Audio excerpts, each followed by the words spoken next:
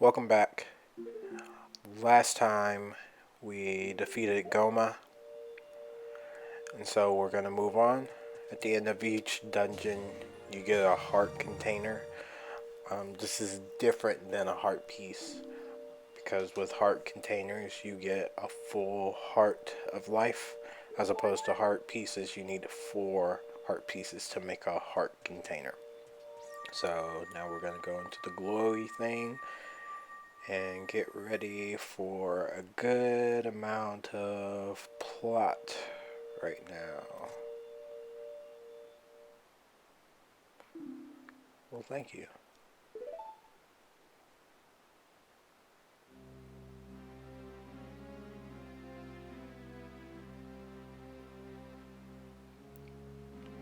Again, who talks in Old English?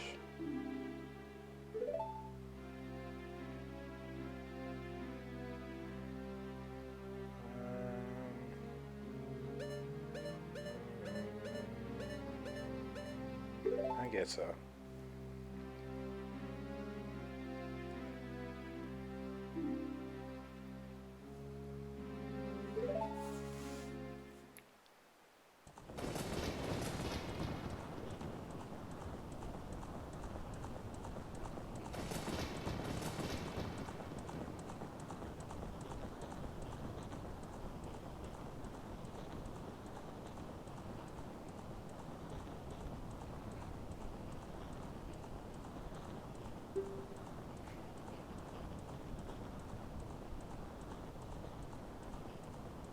Now we get an explanation on what the Triforce actually is.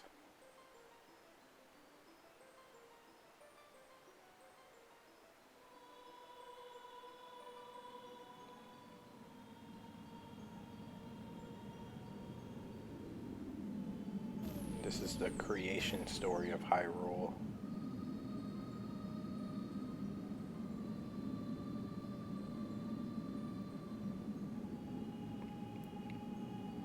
Din, Nehru, and Ferrari.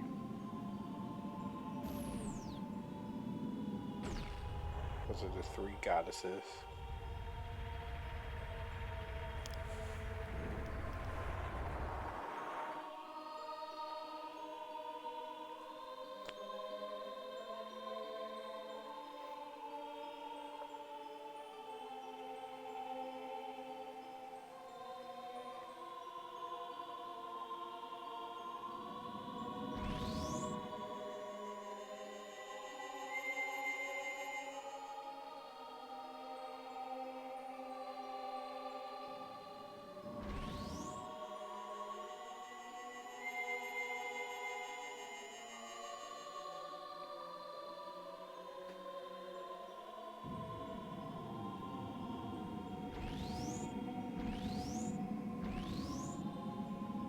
This is important because this shows the creation of the Triforce. Apparently, when all 3 of the goddesses left Hyrule and descended back into heavens, that's where the point where they all met was where the Triforce was created. Which is exactly what the text just said.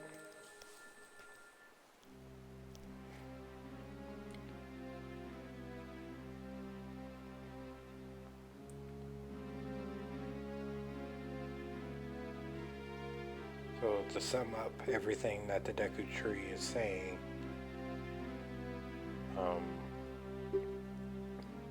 the man that he's talking about is Ganondorf, and he's trying to get the Triforce so that he can rule all of Hyrule. And basically the Deku Tree is saying you have to stop him from doing that.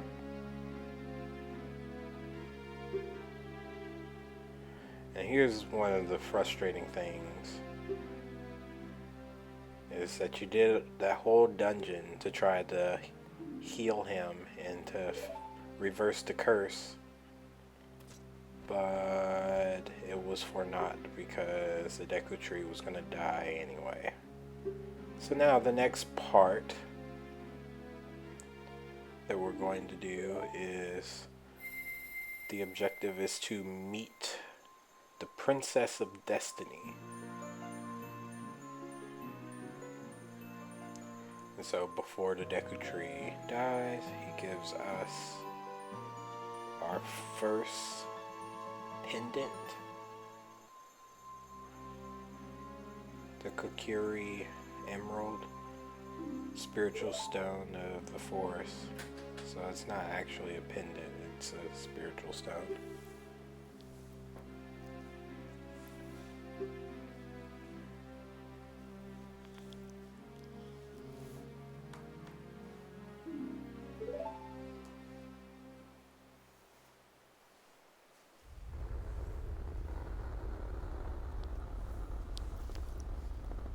And now he's dead.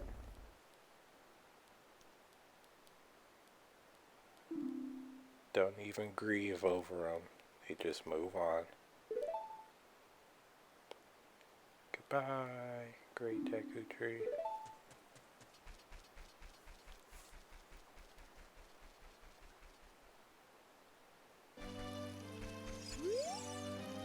And here's Mido again.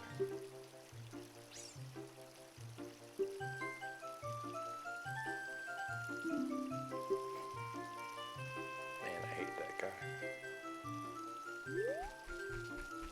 Alright, so again, next objective, we're going to meet the Princess of Destiny, aka Zelda.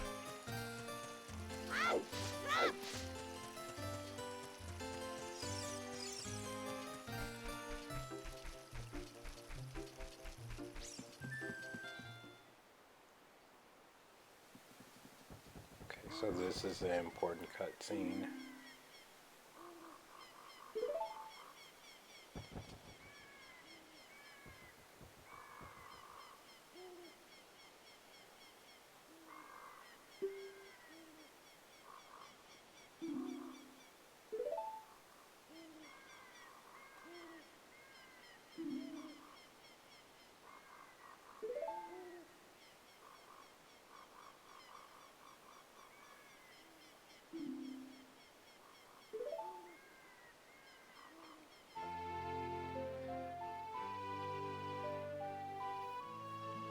So this is the first of two ocarinas that we're going to get. It's called the Fairy Ocarina, as you can see.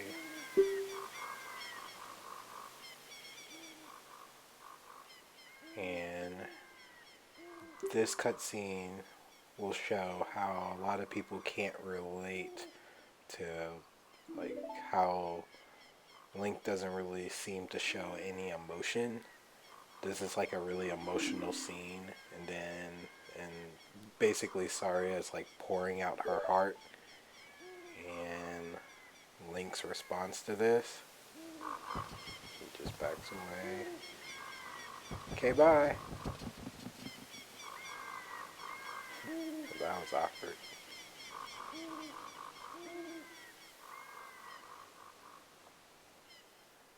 Alright, so now we have Ocarina, which doesn't really mean much at the moment, but will mean more as we progress through the game. Because an important thing about Zelda games in general is music, more so in, well actually in every game, you have a good emphasis on music. This is Kapor Gabora. He's an owl, and to many people very annoying.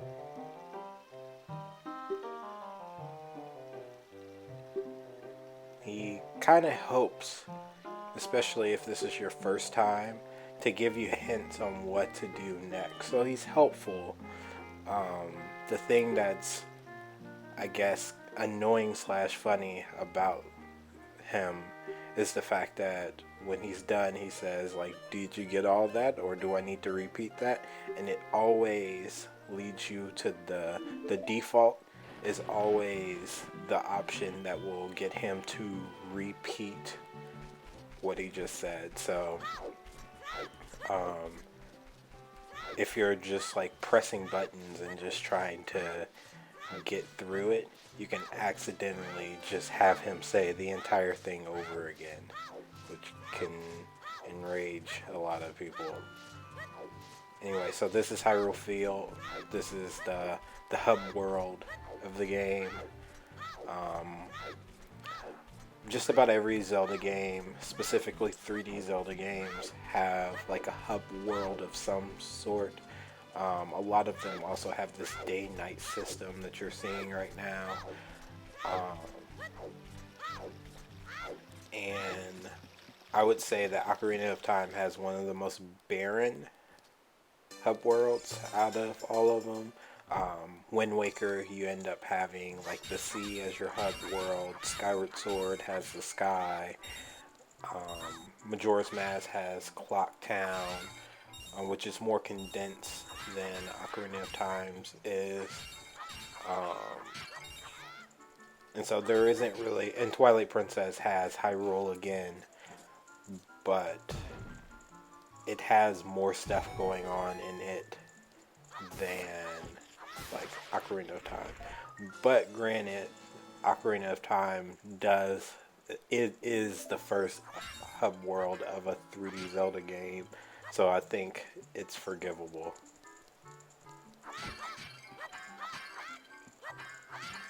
So this room, you can see that you can get a lot of rupees, and you could actually just exit and enter back in and just keep collecting rupees. But we're not going to do that. And as you can see, there was a sculptula in here also, which I collected.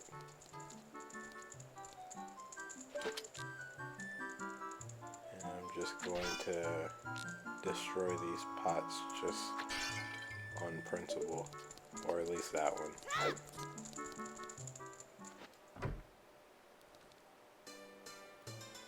Alright, so now we're going to keep moving.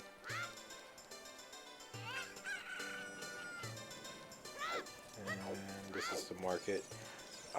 Has like a potion shop. It has archery place. This is Malin. She's at Lon Lon Ranch, and we'll see her a little bit later. In two places actually. Probably in the next 5 minutes we're going to see her again, and then we'll actually see her at Lon Lon Ranch. Little known fact, or actually it's not little known, but just another plot point. In Majora's Mask, this same model that of Malin is for Romani, and so basically in Majora's Mask, since there was like a big, like in terms of development, there wasn't a lot of time between Ocarina of Time and Majora's Mask. They used a lot of the same models from the games, and so you'll see that a lot. That you'll see like the Gorman brothers in Majora's Mask are the father of Malin in this game, who plays like a Mario. He looks like Mario. You'll see him pretty soon.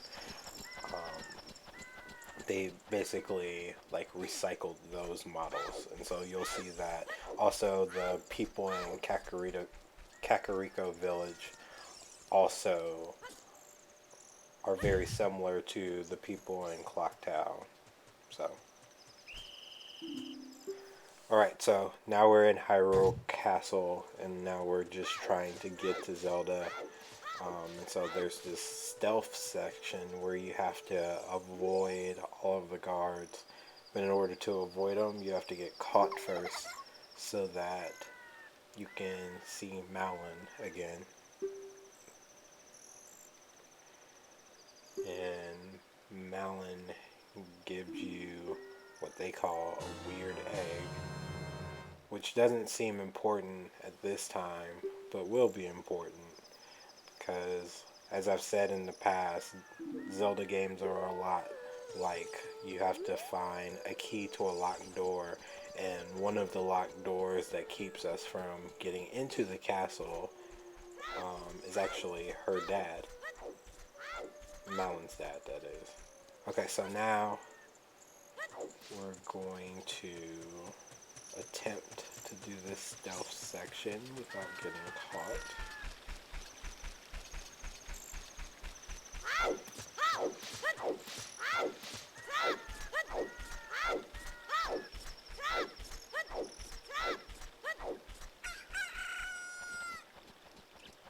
And it looks like the egg that we had has hatched into a chicken. It was really convenient that we came here at night because it takes a day-night cycle in order for the chicken or the egg to hatch. And so we didn't have to wait all that long for it to hatch. So we're going to equip the chicken and always save, because you can never save enough.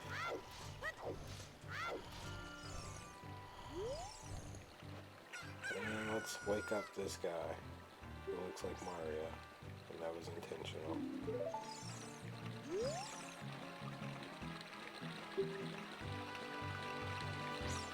His name's Talon. Unfortunately, this conversation has us looking at his butt the entire time, so that's awkward. But if I were able to get a better view of him, which we'll see him again in a later part, you can see right there that he looks very much like Mario. Even has the colors and everything. So we needed the chicken in order to wake Talon up. And now we're going to push these crates in order to get into the castle.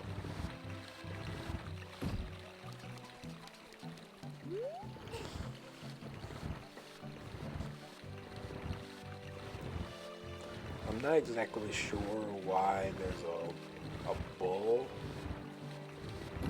on the crates. I also don't know what's inside these crates that make them so heavy that Link has to struggle to push them, but whatever.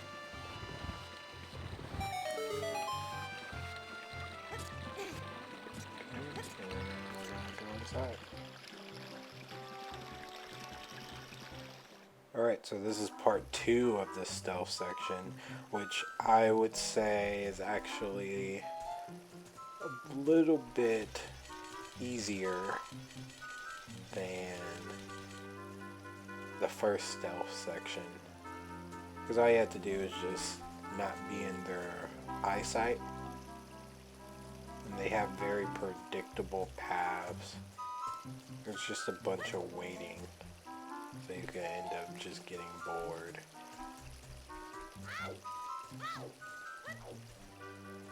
If you really want to be risky, which I think I actually end up doing, you can try to go get those rupees down there, like I'm doing right here. I don't get them all, I just get the ones that are important.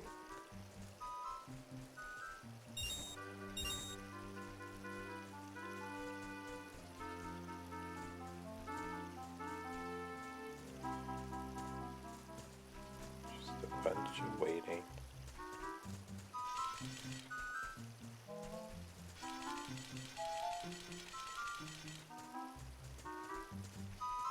I just think that the architecture here, or at least that statue that was there, was really cool.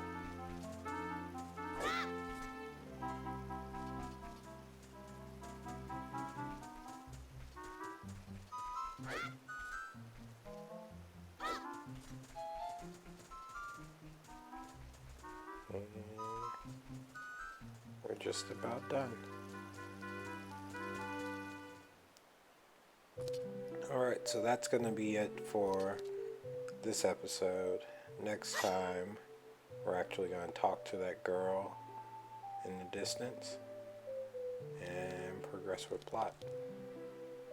So, thank you for watching, and we'll see you next time.